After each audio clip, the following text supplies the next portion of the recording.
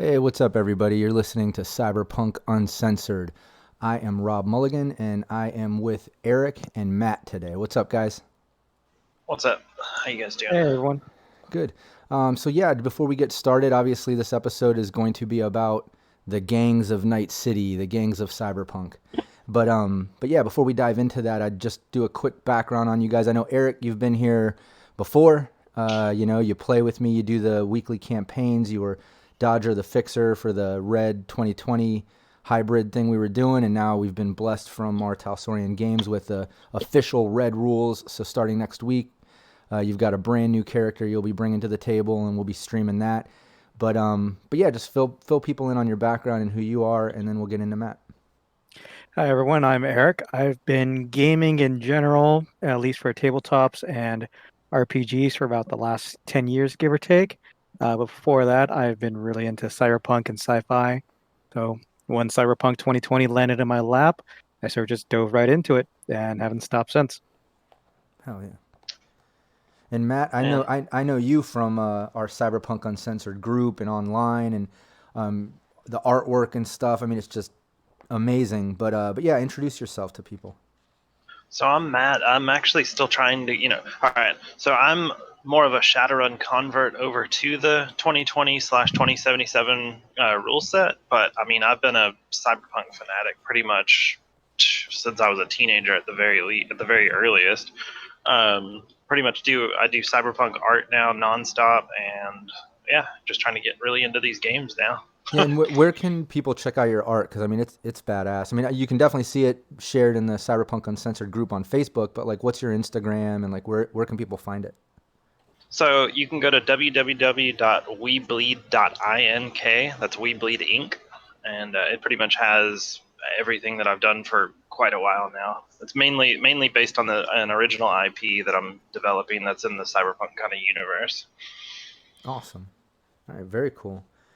All right, Yeah. well, let's dive into the gangs of Night City. And for right now, we're gonna source the Night City source book from 2020. We're not going to dive so much into Red, but you have the Dark Horse 2077 book that recently came out, and that covers at least some of the gangs and info there. I'm speaking to Matt right now, but yeah. So what we'll do is, we'll get into that after we get through this and see who's still there comparing the books or what they mention, and hopefully that'll give us, I don't know, just a bigger picture of the gangs. And one thing I love about it too is in Cyberpunk how it's not just gangs. I mean, you can add your own and you can just have some generic gangs, but it's like booster gangs and poser gangs and like I don't know. There's just such diversity. There's a lot of different type of gangs that have sort of developed and pulled from like different cultures, which I really enjoy because even you just look at what people would think of a gang as like a street gang, which you also have like Yakuza, Mafia, which are gangs, but they're also sort of just corrupt corporation entities almost. Right. But those are like a whole step above what we're gonna look at today, I think. Like Yeah, just looking yeah, at the separate gangs, there's so much variety and why they sort of created. It's pretty amazing, I think. yeah. So let's see.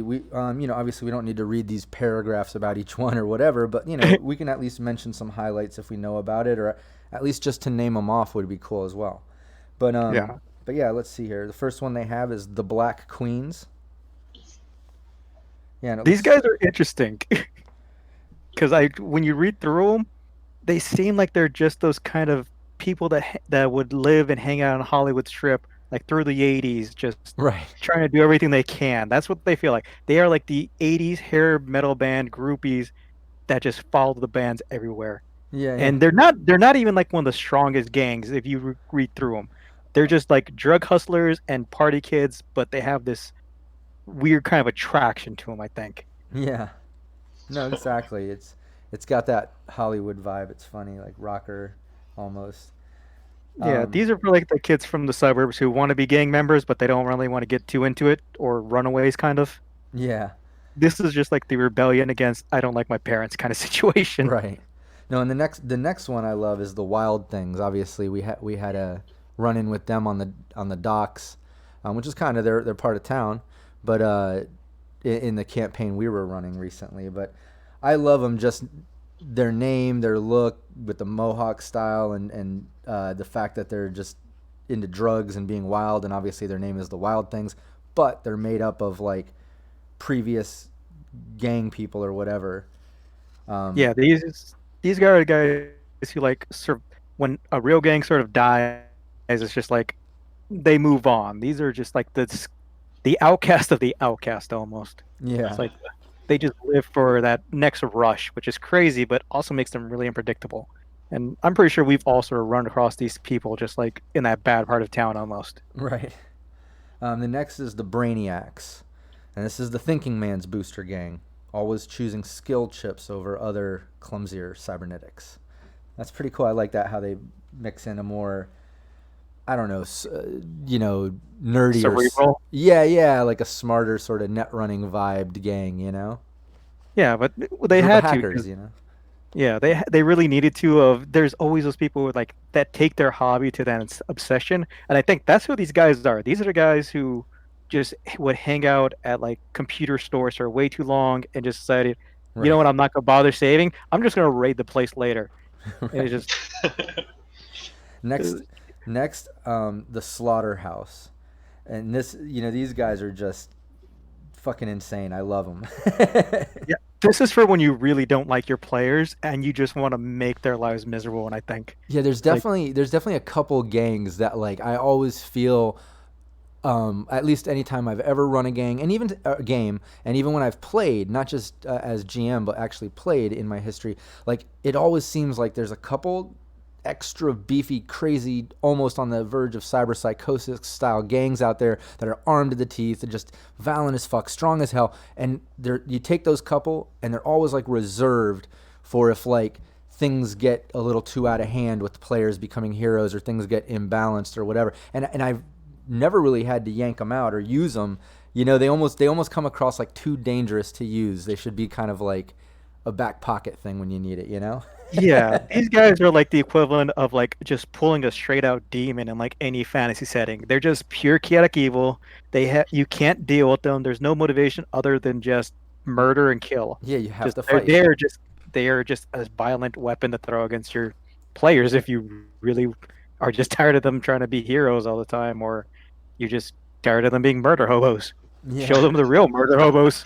Yeah. No, and I like the next one, which is kind of the counter to that, is the back alley brawlers, which are kind of like, uh, I don't know, good guy gangs or something. I look at them as Yeah, like, what's that? That group these in New are York that go on the subways, the well, these Angels guys are or just whatever. homebrew militia. And they do happen. That's the amazing part. If you look up like news stories around Mexico, like some of the small towns and cities, they just sort of became these guardian gangs of we're tired of like the cartels, we're tired of the gangs, so they just pretty much joined together of saying we're gonna fight back because the police aren't doing it. So these Right. guys are like the night watch. These guys are what is it? Neighborhood patrol, but armed to Right. the teeth Right. almost. Yeah. Yeah. Um, And it's nice that oh, we're it getting something reminds me other of than just pure violence. Yeah, reminds me of in New York the Guardian Angels. Those guys that would like Oh, ride around on the subways and stuff and protect people. see, I did not know about that in New York. That's pretty awesome that there's something else that they're showing here. Yeah, I think That it's not in. I all think it's gangs are in. bad. Right. I think it's in some other major cities too. I'm not sure yet. But next one is the DJs, and I like this too because just like the Brainiacs, it being like a bunch of net runners you picture in text and shit. The Brainiacs, I Yeah, just picture it's just a bunch of rockers. Or the the DJs. I mean, right? Yeah, DJs. yeah. It's a bunch of musicians. It's cool. I feel I don't even know how like a ref or a DM could really use these guys without making them the butt of a joke almost. Right. 'Cause you can't take them seriously. They're not even good musicians. That's the worst part. That's funny. Well, that's their yeah, yeah. Well, that's their claim to fame, anyways. But Yeah.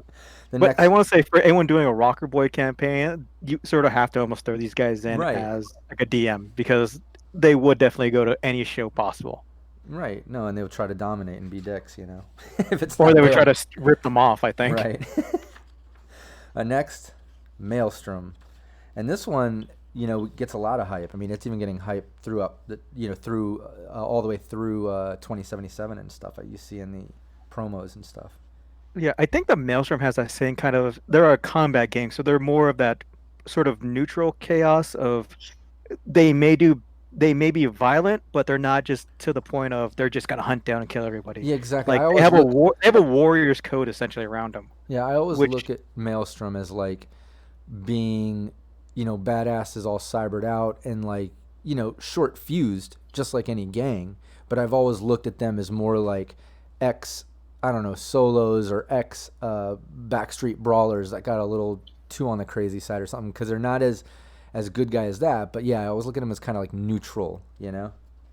yeah, I can definitely see this. Like a DM could definitely use them to either throw against their players or help their players out, Right. depending on what the players really want to do.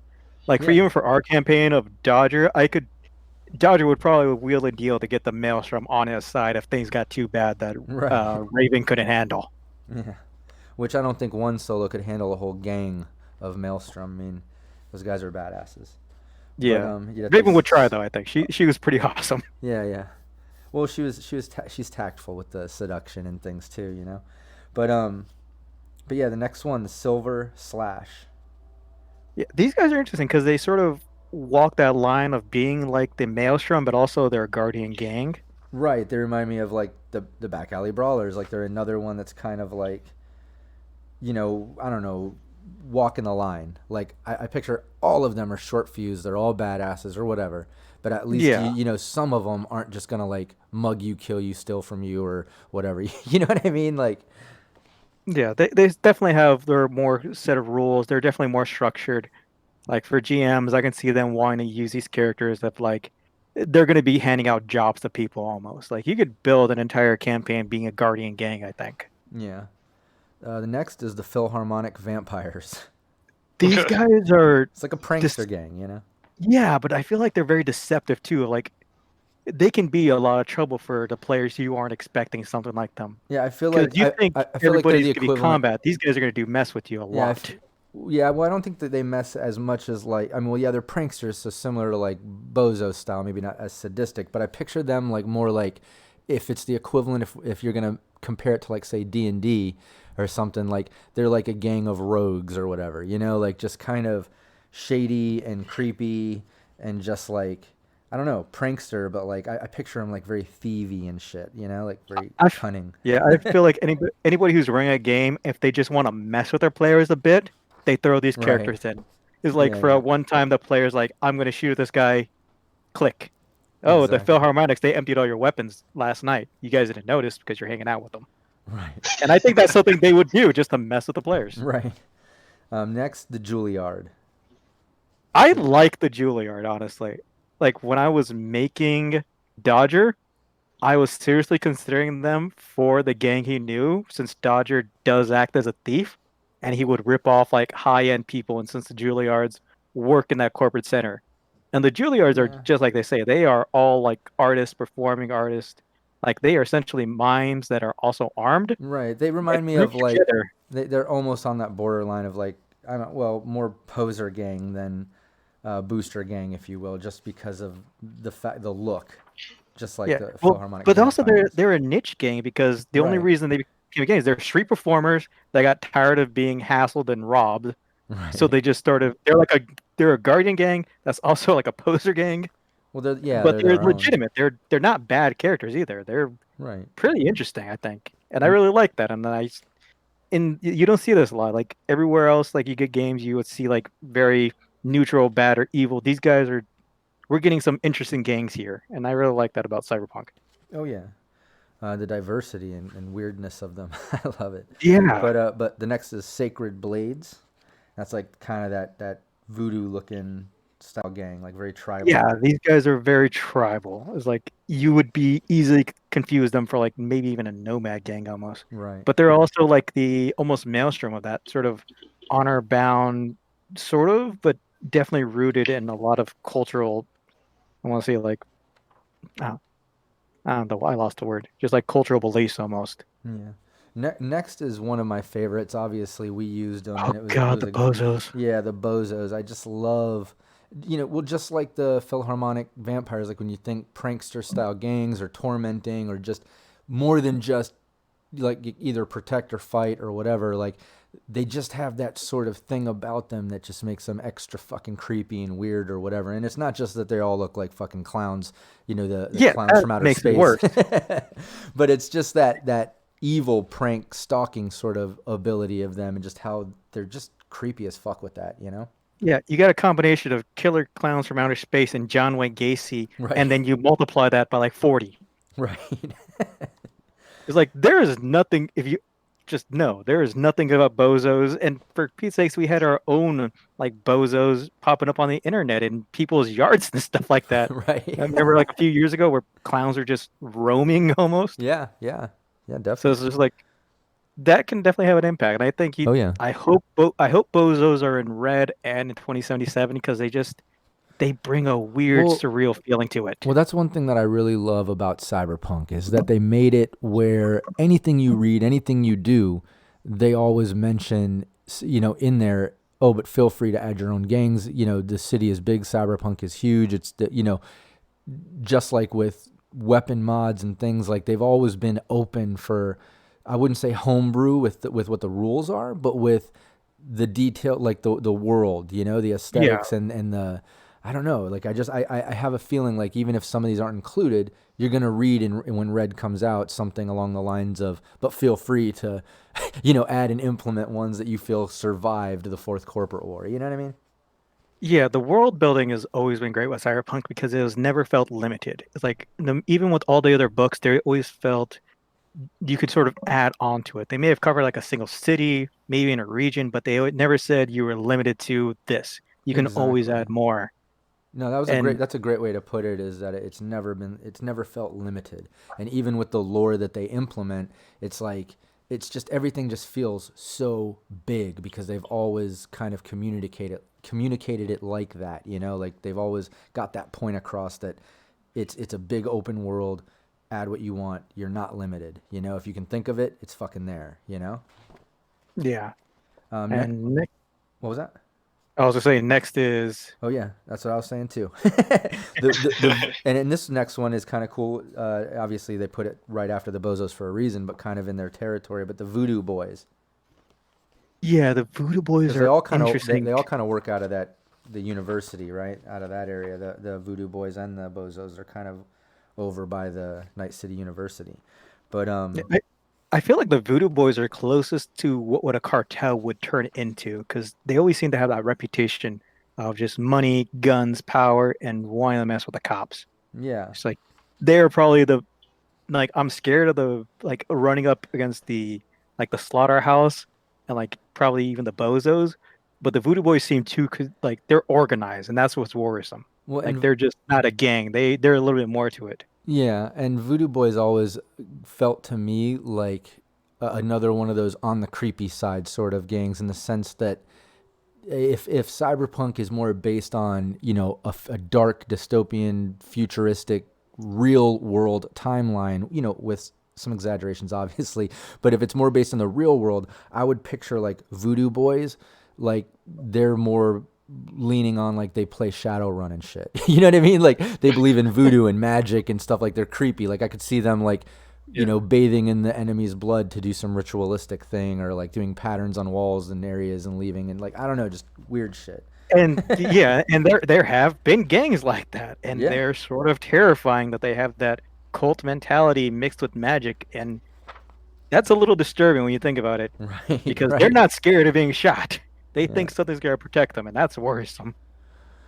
And And then we have after that, you got the smaller gangs, and there yeah. are a lot of those. Yeah, no, that's another thing I love about the Night City source book and what Cyberpunk did is, just like I said before, it's like, following are some smaller gangs, but that no way, no, it doesn't mean that this is it, and I love how they always portray, think of more, like add more, fill the city, because like everywhere you go, it's fucking gangs and shit going on, and Yeah, but and they sort of create that make your own kind of gangs, I think, and that's right. really good. Like even if we just cover the types of gangs here, I think we can get a good feel for them. No, exactly, because Because there's some that stand out. no, exactly, because I love how they mix in all these poser gangs and like all the details of like Brady Bunch, for instance, where Yeah, it's a whole tell us family what a poser gang. gang really is, though, Rob. Well, I Like, mean, Yeah, but I mean, Poser Gang is basically taking some iconic, you know, thing from the past or pop culture thing and clinging to it and making the whole gang about it, whether it, mostly bio sculpted in. So, like for instance, the Brady Bunch, they're a small time family poser gang based on an old video show. Obviously, the Brady Bunch. So the older members protect the children of the gang. Members consists of runaways and orphaned children, and you can imagine how they look. But I picture, like, anytime I look at that, like, they work, they act, they have the gang slash family dynamic similar to what they're mimicking and being like, but then, like, they've all gotten plastic surgery and biosculpted and cybernetics to mimic aspects of that they're mimicking or posing as. You know what I mean? Yeah. And then we have like the steel slaughter slammers. Like we haven't talked about the chromer gangs, which are essentially just those gangs where if you want to remember, you need to get as chromed up or cyberwared up as possible. Like this is just that is a power keg of cyber psychos waiting to go Right. off. So you can just sort of throw those in any Well, and campaign just of like just these the guys only care about money and chrome. That's it. yeah, So they'll this do anything they can to get it. and before that is the Red Chrome Legion, which is that militant skinhead gang. Yeah, you can't have a gang without the skinheads, fascists, and pretty much hate groups. Right. And next, the Gilligans. So you can imagine how they Another poser gang. right. They all look like different ones. I mean, it even mentions in here the professors are the techs, Marianne's and Ginger's transsexuals, and Gilligan's initiates. The Gilligans have recently moved from the Marina District, forced out by the Wild Things. How we always reference them in the Yeah, marina. And there is a they've settled lore in the that park, and they've created along settled the in the way. park. What was Well, that? the thing I was gonna say, like the book itself sort of adds to this lore of these gangs already have like rivalries and stuff. Right. So See, the next well, one is the Kennedys, another poser gang. Uh, there's a lot of those family yeah. members. Next are Warrior Heart, which is more of a combat zone gang. Uh, Yeah, Piranhas. I always liked the Piranhas. I always liked the name and the idea behind it. yeah, Um, the party gangs where you just have like roving, essentially parties, just kids looking to have fun, right. and just can you imagine that chaos in a city? Like 400 people show up and they're just getting drunk and smashed at a park or something. Right. Next, Inquisitors. So this I is like the Inquisitors. yeah. I This really this do. is a unique one. Well, these guys are essentially the Luddites of the cyberpunk world. Everything is now net running, cyberware, violence, and you have this gang that is like, well, they hate all of it, and Right. they want to Well, get rid of it, return to natural order, essentially. I It is also Amish like with an armed weapons. no, and I also like how they describe them as no home turf style, like no one knows. Like it reminds me of what they kind of did in the Bozos description, where yeah, their home base is over at the university, which is also kind of where the Voodoo Boys are, but the they get victims anywhere around the city. They usually don't target victims right where their home base is. Actually, like they go out around, and I kind of like the vibe of that with the Inquisitors in the sense that you can drop them in anywhere and they can get around, and you can't. It's Yeah. hard to track them down and shit. For some reason, I get the visuals of shotguns and hook sides, basically just like taped to the ends of their shotguns. Hell yeah. Probably. Uh, But that's the disturbing part too. Also, you never know who these guys are. They might be some corporate exec walking down the street, and they just don't like the look of some young kid that's cybered up. And if that kid's your player, you know what? They're about to get hit up real quick. right. So the Inquisitors it's an unsettling kind of feel Yeah. because there is that sense of Meat Boy versus those who believe in the Chrome almost, Yeah. and you can definitely mess with players a lot. Oh yeah. Now, and the next one is another one of my favorites because it's kind of the first one they mention where it's all women, but it's the Willow Sisterhood. And the Willow Sisterhood is a it's a group of young women as deadly as they are beautiful, and I love that as a description. But they're usually hired as assassins by the corpse. And I don't know, I just it Was I Raven a member? no, but I love this gang, and they might be appearing sometime soon. Thanks, I love that. But the thing about them, I don't know if you guys ever seen the movie The Warriors. It makes me think of like that one Oh group, yeah, the Lizzies. Yeah. And it's like well, you can even use the warriors for this game of just take those gangs and add Right. them in almost. That's Oh, that's totally. what's hilarious is I'm sitting here the whole time like comparing all of these to like warrior references. Oh, that's how they're all dressed and shit. Like, yeah, exactly. You can Oh picture like yeah, how they all have their unique shit to them. It's not just colors, but it's all this, these accessories and looks and hair, and it's just I don't know. I love it. The next one is Blood and Tears. Just another combat zone oh sort no, of. you skipped one. The Second Coming. Second Oh Coming. yeah, This yeah. is Well, they're falls in that creepy one, I yeah, because think. they're cultists. They got that cult vibe, just like voodoo style. Yeah. And then Blood and Tears, which is just a combat zone sort of gang. Um, Tiger's Claw, another combat gang in the Japanese community. Well, the Tiger Claws are interesting because Well, they're it's backed sort by of Arasaka, exactly. So and it's sort that's of what that makes them thing kind of of fucked up. corporations are not only will buy gangs, but they'll use gangs to do their dirty work from it sometimes. So you never really know what a gang's motivations are. Yeah. Next up, Sinners and Saints, another Cromer gang, and Golden Knights, which is another Guardian gang. Arzen Tainan. This gang is a newcomer to the streets of Night City, spending most of their time terrorizing anyone who is weaker than themselves. So that just reminds me of your typical kind of bully gang. They almost remind Yeah. me of like piranhas, where they don't seem that tough because they only pick on weaker people, but they definitely seem like bullies.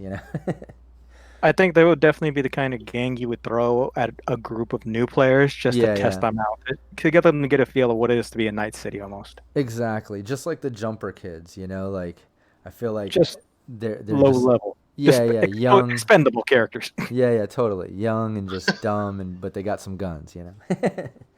But next up, Death in the Afternoon. Well, this one's a nihilist group, which definitely shows that all these gangs they have different motivations, they have different philosophies and why they do things. Right. It is just could definitely add to that level of creativity for players. Yeah. Next one is another poser gang, the Edisons. So they kind of base their themselves off of the famous inventors, obviously. Uh, Do you think their ultimate goal is to make that death laser? yeah. Well, it says that they're pretty much brainiacs, but they love being sadistic. So I wouldn't put anything past them. They just seem like another one of those sort of smart gangs. Like they're not gonna just brute force you. They're gonna Torture you first? yeah, they're gonna tactfully do what they need to do. I don't know. They just seem smart. This next one is interesting. Yeah, the Fangs of Justice. This is sort of that for anyone who likes Watchmen or The Boys, you get to see superhero wannabe superheroes trying to do the good thing, but doing it horribly and Right. being egos about it. And this was way before I think either of those series. Well, maybe not The Watchmen. This is about the same time I think, about mid '80s. So this idea has been bouncing around for a while. Of superheroes aren't always that great. Yeah. Next one's another poser gang. I like this one because it's another one I can just totally picture the Western stars, and they're just like poser, like old school Western gunslinger style people. So like I always picture them like in old Western get-ups with like tassels and shit hanging off. Like I don't know. Oh, I can totally see this as the Tombstone characters walking down the street almost. Yeah, And I did forget this one even existed. and they all have like that Southern twang drawl to the way they talk, and like even though they're in Night City in like the dark future. Oh, don't forget the Chrome, huge handlebar mustaches too. Right. legitimate chrome cowboys. That would be Exactly. awesome. Oh yeah. Next, Jack the Rippers, and this is another one that's like Poser Gang. They just base themselves off Jack the Ripper. The Ripper is responsible for deaths all over, Yeah. hundreds of joy girls in Night City area, as you would say. But And yeah, Joy Girls are the Night City version of prostitutes. And right. Joy Boys too.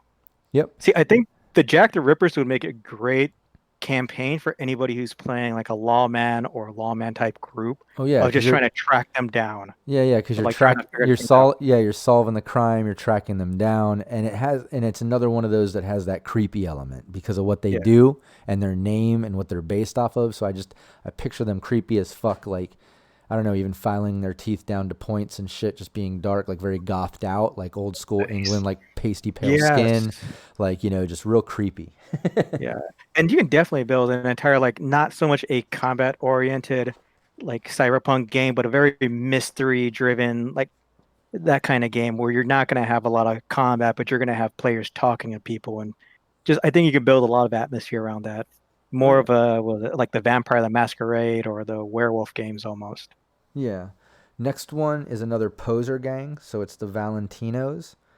And this, they're just always in pursuit of seducing pretty women around the city. So I just picture them like a gang, like even though they might not look like this, like I picture them trying to be more smooth and suave, but acting kind of like Jersey Shore guys. You know what I I can mean? totally see that. This is every group of guys that goes to a bar like after they're 21. It's Right. like, Just yep, like a roving gang of greasers. Yeah, yeah. And pretty they're just much. hitting on the ladies everywhere. Like, hey, what's up, baby? Hey, baby. Just a bunch of Valentinos. Like, hey, baby.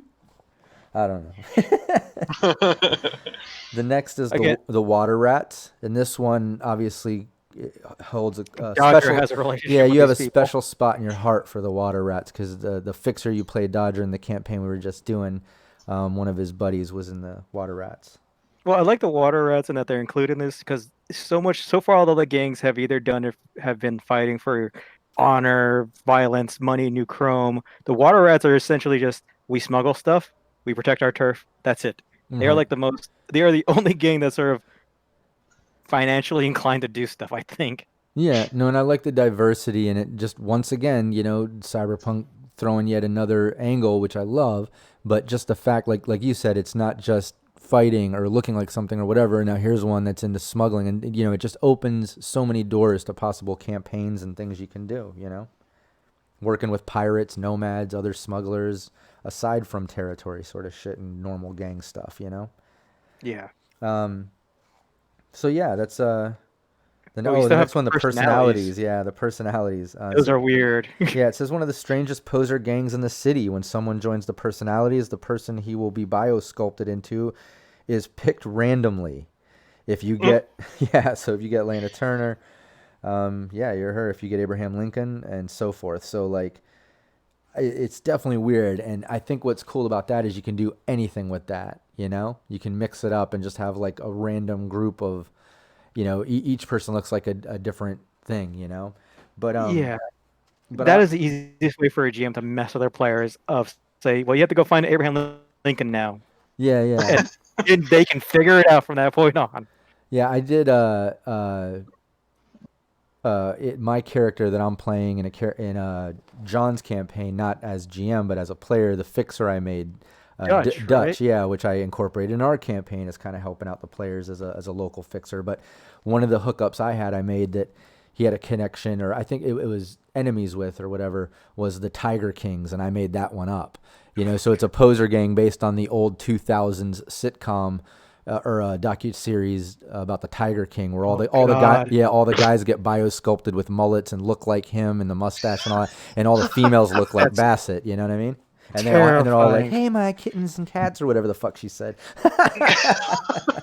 And the worst part is that's completely valid because that is burned into the like zeitgeist of this generation now. Oh yeah, I Yep. could totally Nope. see like in this dark future cyberpunk, if there's like biosculpted poser gangs, there's totally going to be a gang called the Tiger Kings, and I'm going to have to sue them for the trademark.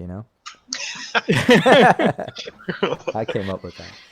But yeah, so listen, that wraps up where we're at with Night City, the Night City gangs from the source book, and I think we mentioned a lot of good points about it. But I'm curious to see what's covered in that Dark Horse, the World of Cyberpunk 2077 book that you have there, Matt. It'd be cool if you can kind of take us through that a bit and let us know what's up. So before we dive into all that, I gotta say one thing: you guys suck because you've given me so many damn illustrations that are popping around in my head now. Oh, don't worry. I'm gonna ask you for like character creation myself. It's like, yeah, no. All right, so we'll kind of dive in. Firstly, anybody that's a huge fan of like just ridiculously cool art, this book is just like seeping with awesome badass art everywhere. Yeah, I've Um, seen some of the images online and shared in our group on Facebook and stuff. Which is how I found you initially when we first started chatting was I posted about being on the Cyberpunk Uncensored podcast, and I posted in that group, does anybody have that book yet? Because I had it ordered on back order and it's out of stock, and now I'm just waiting for the date. But I think you were one of the people that posted on there too, like, hey, I've got mine. And then I think it was Patrick who was on a previous episode, where I think he was on the one where we went over everything in Night City or something. I can't remember which one, but he posted a bunch of pictures from it, and it just blew my mind. It just looks so fucking real and so cool, and just, oh man, I want it so bad. Definitely. So and harkening back to like the old school Shadowrun stuff, I kind of understand where you guys are coming from with like the '80s style and all that, like the art and stuff. And the older source books may kind of reflect like pen and ink and '80s and all that, whereas this feels like super modern and like Yeah. it just has that vibe. I But yeah, personally like this more. I like where they're taking it. I know a lot of people complain about that, and I'm not, I don't care which side or whatever. We all fucking love cyberpunk and stuff, but I know some people have certain preferences and they're passionate about it. Some might call them elitists or whatever, but I really do believe everybody is just passionate about it and opinionated, and that's completely fine. But me personally, like, I love the old school sketch art look and the black and white, but I like the color shit way more. The current looks of all this artwork for the video game and for Red, and I just love it. and I'm over here just You're up. hoovering up all of it, man. All right, so I guess we can dive in. Let's see. This book is like it's like a 260 or 250 page book. So at about starting at about 160 is where the gangs kick in. So the first one up, you got the Maelstrom still hanging around. Hell yeah. I mean, I know That's we've good seen to hear. you've probably seen there's a couple of these gangs that are pretty prevalent in the like so far in all the video that's come out about 2077, but Maelstrom seems to be they're not exactly the biggest gang in the modern versions of it, but they definitely have the biggest threat level above all, Yeah. and they are the stereotypical like cyber zombie almost looking dudes. Like they look nuts. Yeah, I love it. Oh, I've seen. I wish I would have wrote down the goddamn address, but I didn't plan on saying this, but there's a special effects guy on Instagram, and maybe if I find it, I'll mention it in another episode or post it in the Cyberpunk Uncensored group or fan page on Facebook or Instagram somewhere. But this dude's badass, and he helps cosplayers, but he makes complete get-ups, man. And he did a whole Maelstrom thing with the fucking 5 red eye thing and all cybered out, and oh my god, it just looks amazing. It looks so real. Yeah, that's cool. I think I've actually seen that too, and I think it is I that dude is shared some of his, legit. yeah, I shared some of his pictures in the group now that I'm remembering. So there's somewhere in there. If you look at the photos, you can backtrack and check that out. I mean, people were commenting like, "Oh my God, is this from the video game or is this real?" And I'm like, "No, that's a real actor that he put the prosthetics on, and like he made that shit. He's an effects dude that makes it for like films and stuff, and it just looks so fucking real." But all right, go on. Oh man, you guys can freak out all you want. I love um, it. can you tell we're passionate about cyberpunk? Just a little bit, and I'm okay with that. But no, they seem to be all about. I mean, in the descriptions and stuff like that. They talk about them being like the most violent, the most, which is also interesting because they talk about how like since they're really big into like cyber dealing and stuff like that, they're also like some of the most best at like smuggling and stuff like that. Nice. Oh, wow. I like that Maelstrom has they. changed a lot over 40 years, 20 years. Well, hey, over the time you've got to diversify. You've got to, you got to I mean, spread what you can do. It's kind of cool. black market cyber dealing, right? They evolved. They had And to then adapt it. let's see the next one, and this one's been pretty prevalent on the videos as well. But you got the animals, which they're actually so far in all of the gangs that are in the newest one, they look like they're the biggest. Oh, But they also don't seem like they're as threatening as all the rest because they're basically just like meathead power junks. Like that's all they care about is just like looking the baddest, being the strongest, that kind of ordeal. oh, okay. And so yeah, they're it looks like they mainly deal around basically just if you need muscle, they're willing to do whatever. Because I mean, they're all like meatheads. You know what? Yeah, I Uh, just thought of too before you go on to the next one. I'm still talking about the badass art, and you're describing it, and I'm totally picturing it just the way I imagined when we were describing it. You were picturing, it might be cool when we get done with this, and I've done this with previous podcast episodes. I'll take the audio and let's take pictures of these gangs from these books and scan them or whatever, and I'll throw together a video for the Mulligan Live YouTube, and then we'll at least have some visuals to go with this. I think that would be really cool. oh yeah, I got you. But yeah, go on to the next one. What's up? Let's see. The next one actually, it's interesting because when you guys were talking about the previous ones, I kept flipping back and forth through all of them to see who actually survived, and we got the Voodoo Boys up and going. Oh shit! Oh wow! Now, what's interesting compared to what you guys were talking, they still look just as cultish as I was imagining. And I mean, they're like straight up like they're voodoo, man. They just look crazy. Hell yeah. Now, it says in here that they're actually not a very big threat until you get them into cyberspace. And in cyberspace, they're basically like the king all. I mean, it literally just says they're extreme in cyberspace. What?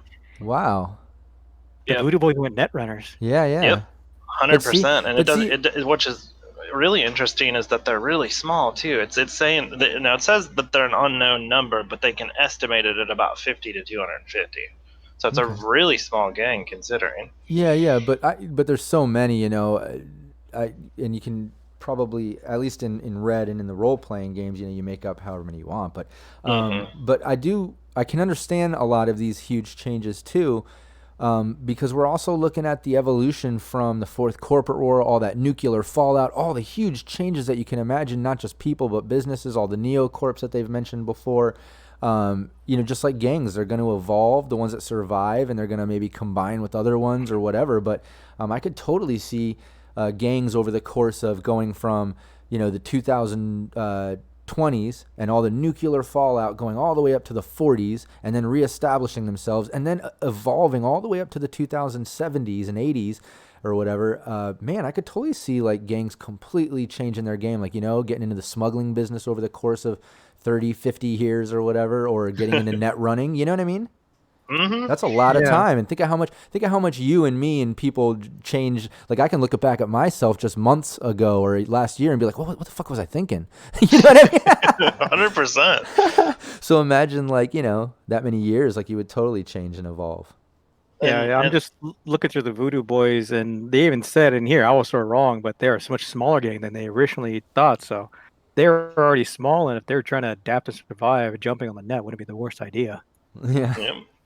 Well, what's really I mean, see, they fascinate me just because I'm really big into like the tribal look and like the kind of darker. I'm a big gossy dude at heart, but like the idea that they are so steeped in like this Haitian mentality. They even go on a big chunk about it in here, but then for them to be so tribalistic but be the best at net running is that just blows my mind. I think that's fascinating. Well, I kind of like it. I think it kind of makes sense. It's the magic world in this Mhm. reality. Yeah. Net running is where you're like casting spells in the form of these programs and things. If you think about it, like the voodoo's kind of in there. That's where they can do crazy shit that they can't do in reality. And to them, it's like their spells or their programs, possibly. Well, I've seen that talked about in a few cyberpunk books of like there's I think it was in Gibson's second book, Count Zero, where essentially a cult has almost sort of developed around the net, and it's sort of taken on becoming its own thing. It's like magic is sort of almost happening, like just the philosophy of it. Right. So this is not too far off. So Yeah. Gibson was already talking about this, and they've just adapted it even better. So Totally. Yeah. So what's next? So the next one we got, and this I think this is where we start deviating from what was actually shown in so far in all the coverage. But we got the Sixth Street, which it looks like it's about a mid-sized grade gang, but they look more like what was it you guys were talking about before? The like kind of nicety gangs. Guardian Gang is up. Yeah, they look almost like a Guardian gang. Like they don't seem so much like they're about like fighting and muscling and their way around. They don't really look good per se, but not evil. They're just kind of like a neutral gang. Well, that's good. They need to have some of that in there. They need the diversity. That's what Cyberpunk is. I think it it makes it feel like such a big open world when you have all of that going on, you know? Mm-hmm. Yeah. Now, that's not to say that that it also does talk about that they specialize in things like robbery, extortion, gun smuggling, things like that. I mean, they're still militaristic, but they're not really like they don't really seem like they're all about like just hassling everybody. Yeah. Oh, that's even true in reality. Like I think what was it? A lot of like the Italian mafia gangs start out just because they were like stuck in neighborhoods and they needed to sort of protect themselves from other people. Yeah. Mm-hmm. There's a little bit of truth or reality in that fiction. Yeah. Right. And then next up, you got the Mox or Moxes, which actually sounds like a evolution of one of the all-female gang you guys were talking about earlier. What was it that you were basing on The the Willow. Lizzies and all that? Yeah. What was it? The Willow Willow Sisterhood. Sisterhood. The Willow Sisterhood. Yeah, this sounds like the next evolution of them. And they actually talk in here about basing them around Lizzie Borden, which is kind of interesting. Oh, weird. That's funny. I like And so that. they like they specialize in like prostitution and stuff like that and like selling, but that doesn't seem to be restricted to only female, which Yeah. whatever, hey, you do you. But see, I Um, like that. I love the diversity in Cyberpunk. It was some of my players recently were asking about, hey, when we make these new characters, I want them, is it okay that we make them gender fluid and this and that? And like, I just want to be diversified and want to be like this sometimes and this on maybe during other campaigns. I was like, yeah, that's fine. Like, I don't care about that. And they were explaining how they've seen like in posts online sometimes some backlash and hate from certain people about that sort of stuff. But to me, like, fuck, man, that's what Cyberpunk has been about since day one, is diversity and being so open-minded and so like, Pretty much. oh my god, mhm. anything you can think of, it's gonna fucking be there, And like, it's, if you're offended, then don't play Cyberpunk, because Cyberpunk is fucking brutal and diverse, and it's just, it's everything. You know what I mean? Hell yeah. This is And like I one of think the first games I ever saw where, what was it? Contraceptives were pretty much in the core rulebook. There's some, what was the cyberware like Mr. there's Stud two, and Mr. Stud, and there's a female version, yeah, and and there's then there's the like a contraceptive, yeah. contraceptive cyberware. Is like, so this game was always leaning towards adult and sexuality and sort of how to view that, especially with just what it means to be a human and Right. everything in between. No, I love it. And like the Chromebooks took it to a whole new level when you got Oh the yeah. built-in bioscope furries. Oh yeah. No, mhm. but I love that they cover everything, It's just, it makes it feel so fucking real, because they cover almost every single aspect. The only thing they don't cover is like having to go to the bathroom or whatever. You know what I mean? Just like how you don't see that No, I think in they covered that some places too. oh, I'm sure they There's an have. implant for that. Come on. Yeah. But you know what I mean? You get my And point. Like, I just love how yeah. they cover like every aspect of living in humanity and social construct, and like, it's just so diverse and so big. And anyways, back to the main point, is that's why I told my players, like, yeah, dude, be whatever the fuck you want to be, and be however you want to be, like, as character and personality and sexuality or whatever, like, like, it just be that however you can imagine. It's fucking there. It's Cyberpunk. Yep. And so like basically this gang specializes in like prostitution and things like that, but the main thing is that they count these down as a low threat level, but it looks like they specialize mainly in like information dealing. Like they use their bodies and their wiles and all this to be able to get information out of people that they will Nice. then turn around and sell to other people. Oh, I love that. I love that. So they're doing what Dodger did, but taking it to a whole new level. Yeah, well, like a hmm lot, of fixers, they deal in information. It's very cool. Yeah. Let's see. Next up, you got. It sounds like another familiar face. You got the tiger claws hanging around again. Oh shit. Oh wow. They are actually Well, of course, one if of you the think about biggest. it, they're backed by fucking Arasaka. Arasaka. I mean, why Well, wouldn't yeah, they still be around? yeah. I mean, it That's looks like awesome. they're the biggest gang so far in the Ooh, book. that makes sense. That So, kind of makes sense. That's gonna be terrifying, but awesome.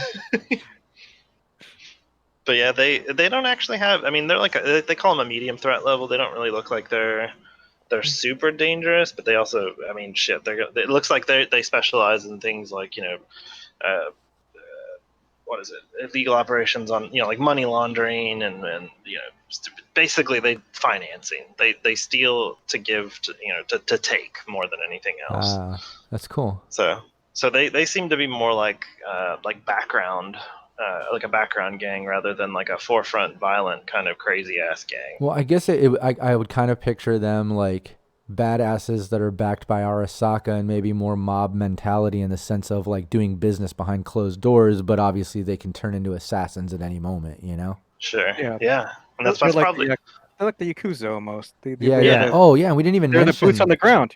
Yeah, we didn't even mention that. But then again, like that's because they're more mob mentality and family versus gang.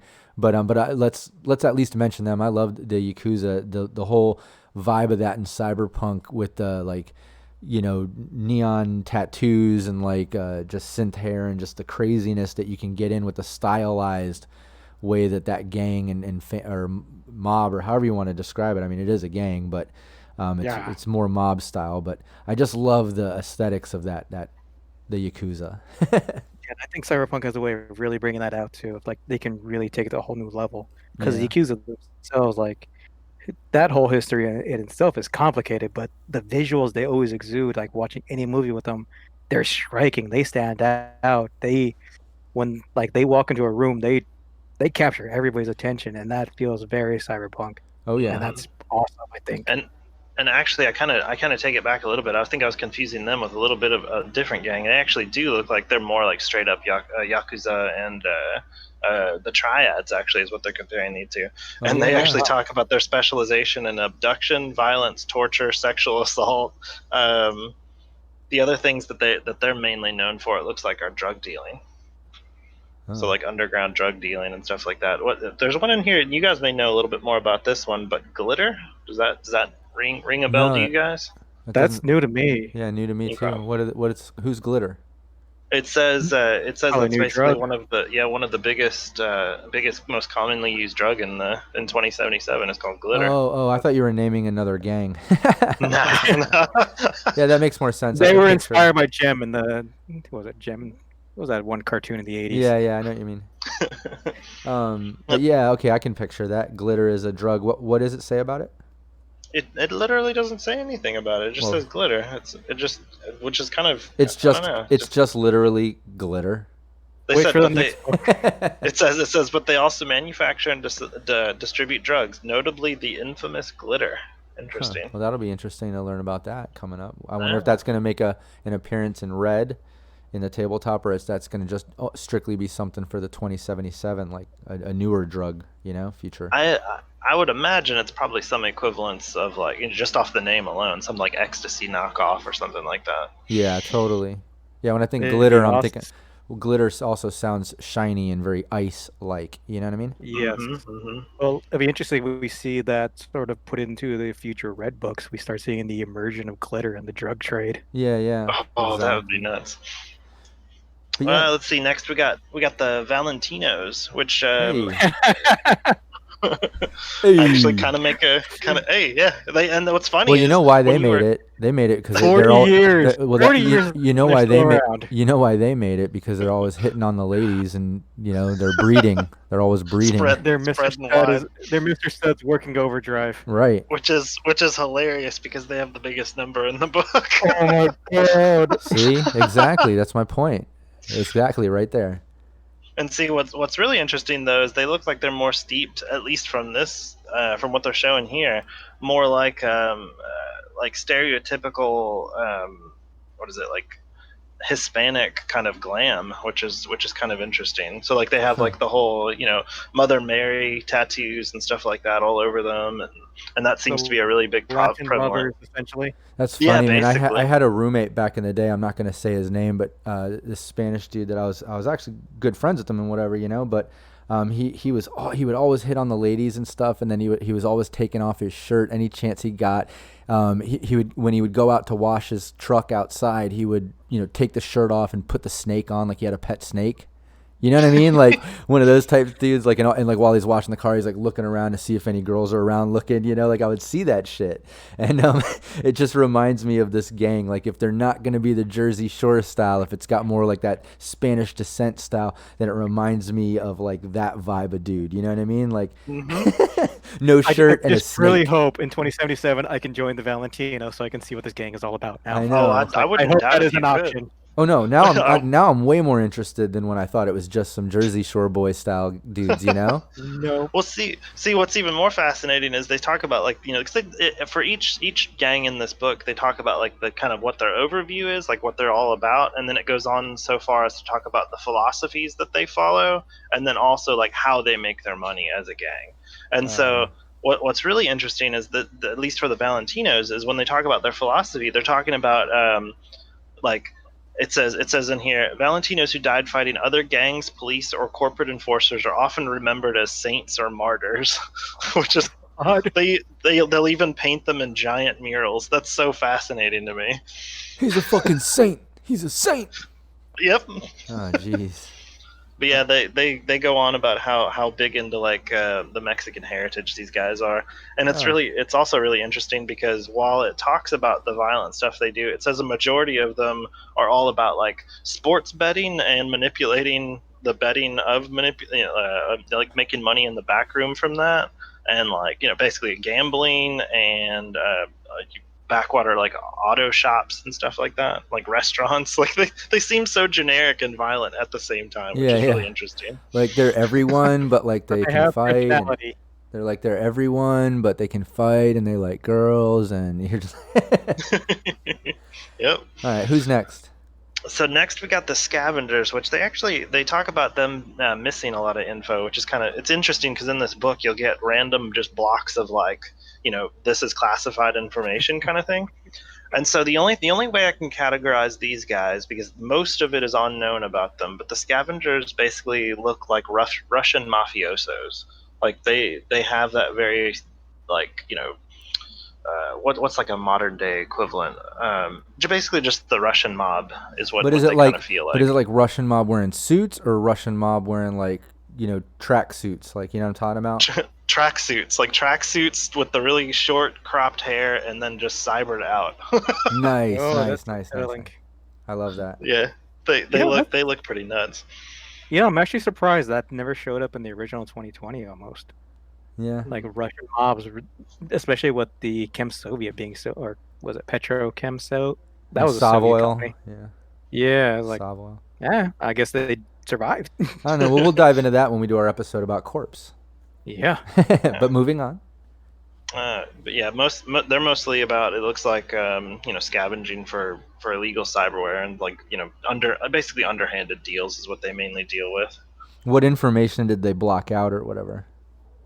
Almost like when you're looking at the amount of people that could be in it, where they actually function, things like that. What Oh, type of okay. things they specialize in? Like most of that is just like classified That's cool. information, unknown, not enough information available. See, I think that's kind of cool though too. It just like how I always say the old 2020 book, the red jumpstart kit, and obviously what we see in the red core book we were lucky enough to get. um, they always write with attitude and sarcasm, and they always have like a touch of style to it within itself, not just Hmm. even within the stats and things that they explain. Like if it's like, oh, if you hit this, like, hey, how's that new character coming? You know what I mean? Like Yeah. you're dying. So it's just this weird, fun, cool thing, and I almost think that's kind of what Dark Horse did there. Is it just sets that vibe, like where I don't know, like it feels real. Like here's some classified section and shit. Like it's cool. Well, Hmm. see, it's gonna be funny because in 2077, this gang is either gonna be a huge part of the storyline, or they're literally gonna be like you just run to like four of the guys and that's it. They just Right. set you up for a complete red herring. Like the scavengers, they're super important. Nope, you never see them ever. Right. That'd be funny. There's just like one mission where just a bunch of them just jump out of a truck and then that's it. Yeah. Pretty much. Let's see. BDR, that's forever. I'll skip over the next one just because it seems to be like the big one that you guys were talking about early on. But we got then we go on to I think it's called Aldecaldos. Their name is kind of No, interestingly hard to those are pronounce. Audicott. Those are nomads. What the? Yep. Now I'm gonna give. Those are the biggest and probably strongest nomad group. Which is interesting because they look pretty small by comparison to all the other ones. But basically, what I'm seeing here, image wise and like description wise and stuff, basically the white trash gang is what what I'm gathering here. They're like kind of like That is the a little nomady. That's weird. yeah Yeah. That yeah. is Yeah, that's that weird. is the strangest thing I've seen. Well, So I again, guess think of how actually many years pass. Think since how we many are years going pass, on and about they could have evolved over all that time, just like the other Yeah, gangs. You never know what the fuck happens, but that's a lot of time that passes. So it's crazy. yeah. Could be like that. and Especially with the nomads getting like becoming pretty much the Teamsters union. Yeah, they're the transportation, and they're but that also could kind of make sense. If nomads start getting over that time, the course of Red leading up to 2077 and all the transportation, and then the city starts evolving and doesn't need them as much anymore.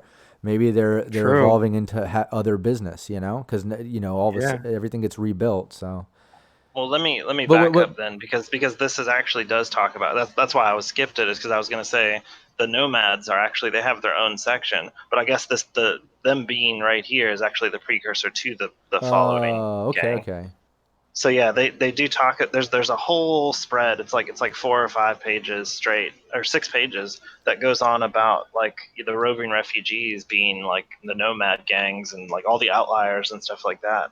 Oh wow. Um, so I mean, it looks like they included if you if you imagine the entire city like and all of the outskirts that they have so far for 2077.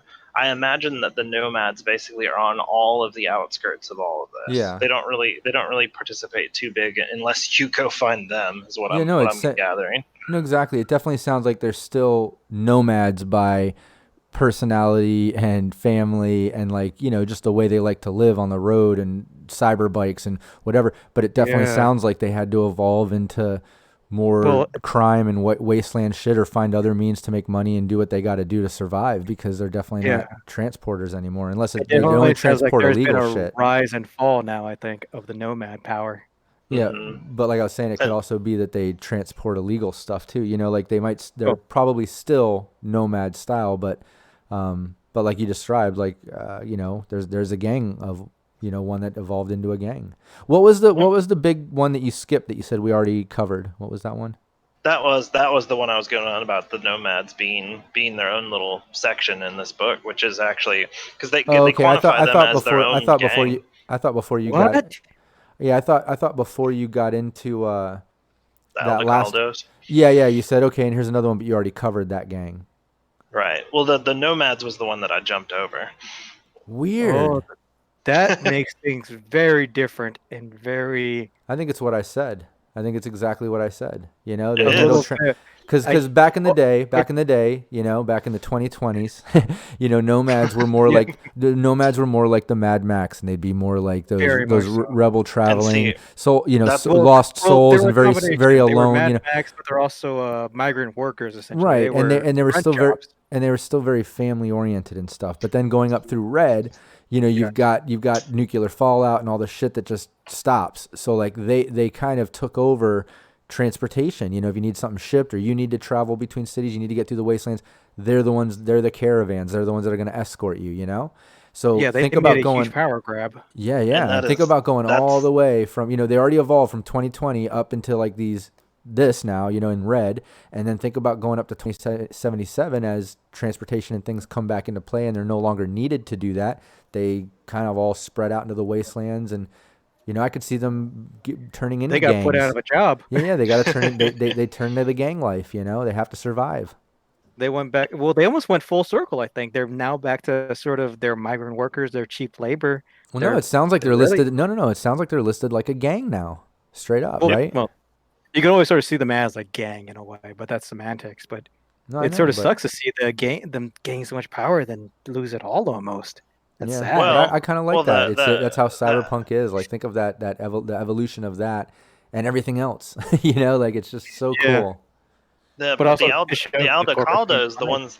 the ones that I was going on about. I mean, you got to look at them being exactly what you guys were talking about. I mean, they're using them as like farm laboring, bootlegging, transport, like things like that. Now, what's fascinating about those guys in particular is in the they say in the game world it looks like there's only 500 to 600 is what they say in here, but they estimate the number for this one gang being tens of thousands. Wow. No, that sounds about right. They were the biggest sort of refugees, biggest families, and they were doing jobs like all over the But it's country. crazy that So they that they does sound evolved, about right. that they're still that big through all that process and now gang style, you know? Yeah. That's crazy. And then the last one that they talk about in this book being, and it looks like it's also part of the Nomad, but still part of the gangs, of course. You got the Wraiths. Now, most of them are also under the the corrupted or unknown and incomplete. But from what they do have here, they basically just look like they are straight up mercenaries, like high tech militaristic So maybe soldiers. maybe they're like the Gang of Solos style people, you know? Might be, yeah. If they look like Hitman and Cybernetic out and shit like that, then yeah, they're probably more solo, like just like how the Nomads, you know? And that makes Yep. sense too, because just like some of the gangs, the Brainiacs, you picture more like Netrunners, and other ones like more like techies, like the Edisons or whatever, you know? Like, and I picture Yeah. maybe this one, these are more like solos. And that makes sense, you know? And so, kind of what they talk about here, at least the little bit of information they have here, is it looks like the Wraiths basically travel as almost Mad Max style caravans and just raid smaller cities, taking everything. Huh. You know, they meant that actually makes me think of they mention a group that is like a black family and the Nomad family, the Neo Tribe's book. Like they're called like the Rev Shivan, I think, or something. I'd Huh. have to look them up. But Yeah. another question, can you pluralize the solos? It's like the Lone I Rangers. I know, don't I think you know. can pluralize that. I know. Well, it's a job title, so I mean, I guess you can. You know, it's more. I don't know. But yeah, Oh, but semantics. yeah, yeah. But let's not dive too far into roles or nomads. I think we covered all the gangs as much as I wanted to, and I think we all contributed a lot of great shit to this episode, man. I'm excited about it. But we're definitely gonna have to do episodes about each role. I want to do an episode about nomads, corps and solos and all that sort of shit. Um, so yeah, thanks so much for joining me today, Eric and Matt. And Yay. and yeah, like I said, I really appreciate you guys. I love playing the game with Eric and the contributions to the group on Facebook and everything. And then Matt, I love your artwork and contributing to the group. And anybody listening, make sure you check them out. Make sure Oh you yeah. make sure you check out Cyberpunk Uncensored, the official group on Facebook, and the fan page. Check out Cyberpunk Uncensored on Instagram. Like, share, follow. Make sure you go to Mulligan Live on YouTube. That's where we stream our live gameplay, and that's where next week we'll be starting the official Cyberpunk Red using the actual official core rules that we got from our Talsorian game. So if you want to kind of check out how that's working, tune in. Next week we're going to go through the life path and kind of have session 0 with both of my teams. But yeah, check us out. Give us some support. Any last words, guys? Man, you got me excited to now dive into actually playing this damn game. Hell yeah. Awesome. Any last I look words? forward to it, and I look forward to it, and I definitely want to see more of Matt's art on Cyberpunk Uncensored. Yeah, I yeah, think you should share. start drawing. We need some combat scenes, Matt. Get to Yeah, yeah, work. definitely share some of your shit more shit to the group, man. We love that. Yeah, you're a Thanks, great brothers. artist, man. I saw your page. It's awesome. Yeah, it's fucking cool. All Oh, right. thank you. Well, thanks so much, guys. Thanks everybody for listening, and we'll see you next time. Take care. Bye.